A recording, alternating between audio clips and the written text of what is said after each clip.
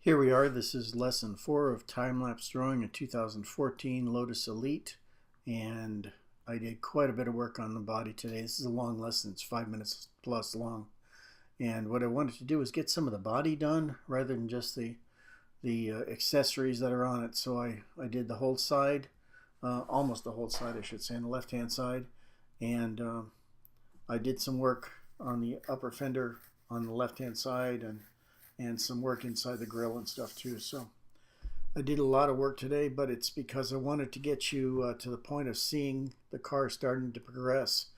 And you might notice that it's a much better picture of it today too. I went and bought a new lens for my video camera, and it seems to be recording quite a bit better quality and more easily manipulated, so that I can show you what we're doing here and in a little cleaner light, so that it'll be easier for you to follow along and see what I'm doing. But as you can see, this is not dark enough yet, but I've just begun to put the shadowing in on the side, and this is going to show the brightness of the car and how shiny it is. So this highlight is very important that I left down in the very bottom, and I'm going to go back and, like I say, it's going to darken it up considerably after this, but at least it's a beginning, and it's starting to give you some idea of what the body's going to look like. I'm still taking this from the photograph. I'm not deviating too far from it yet.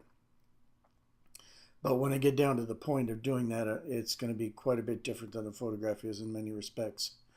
Okay, here's a little bit of shadowing on the lower part of the body.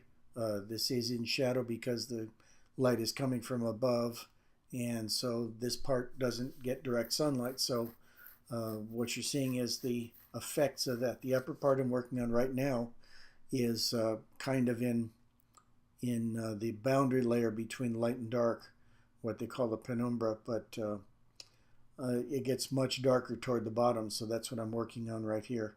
And you can't see it too easily because I'm going so fast, but you see the pen jumping up and down. What I'm doing is each one of those is a dot, not a line, it's a dot. So I'm running it up and down just like a sewing machine does, and that's why you see the pen jumping around the way it does.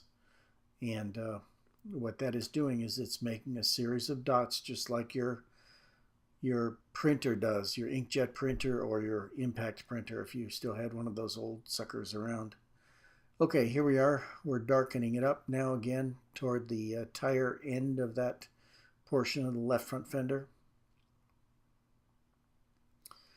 And I'm working again off the photograph, so I'm trying to make it up to this point fairly realistic. We're going to deviate from that after we get down to the point of wanting to make it darker. This car will end up being darker than the actual photograph is, because with black and white, it's the easiest way for me to make some drama is to put some real darkness in there. Anyway, going fine. I also have to leave the bottom part open because there's some light down there that just hits the edge directly below the grill, goes all the way across the body and around the side of the car. And getting down almost to that now. Okay, working toward the upper end now. We're trying to make the shadow so it's a smooth transition from very dark to lighter up on top where it gets near the highlights. Okay, same thing. And now I'm darkening up the side. I didn't get as far to the side that's kind of necked in there, but this is the outside edge of that vent, the hot air outlet that comes from the front.